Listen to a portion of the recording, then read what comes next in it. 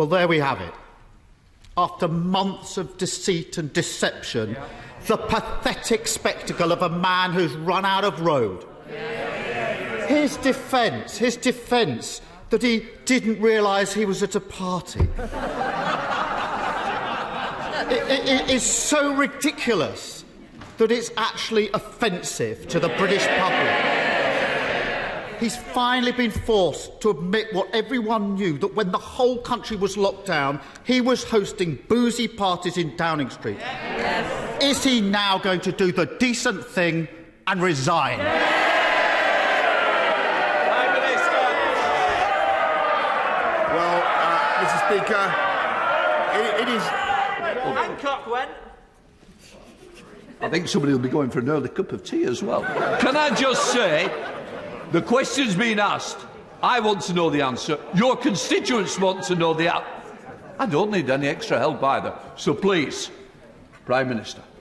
Well, Mr. Speaker, I appreciate the point that he's making about the event that I attended. I want to repeat that I thought it was a work event, and Mr. Speaker,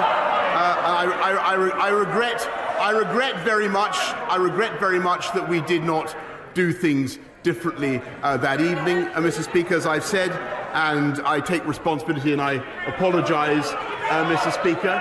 But as for his political point, I don't think that he should preempt the outcome of the inquiry, and he will have a further opportunity, Mr. Speaker, I hope, to question me as soon as possible. Keir Starmer. Well, that apology was pretty worthless, wasn't it? Let me tell him why this matters. Yesterday, in this chamber, honourable members told heart-wrenching stories about the sacrifices people across the country were making. This House and the whole country were moved by the honourable member for Strangford as he talked about his mother-in-law dying alone. He was following the rules, whilst the Prime Minister was partying in Downing Street.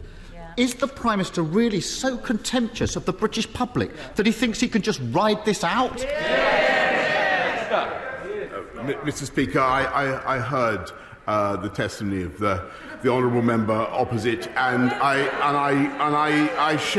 echo his sentiments. It was deeply moving. Nobody who heard that could fail to have been moved. And I know that people up and down the country made huge sacrifices throughout this pandemic, Mr. Speaker, and I understand the anger, the rage that they feel at the thought that that people in Downing Street were not following those rules. I regret the way the event I have described was handled. I bitterly regret it and wish that we could have done things differently. And I have and will continue to apologise for what we did. But, Mr. Speaker, he must wait for the inquiry, which will report as soon as possible.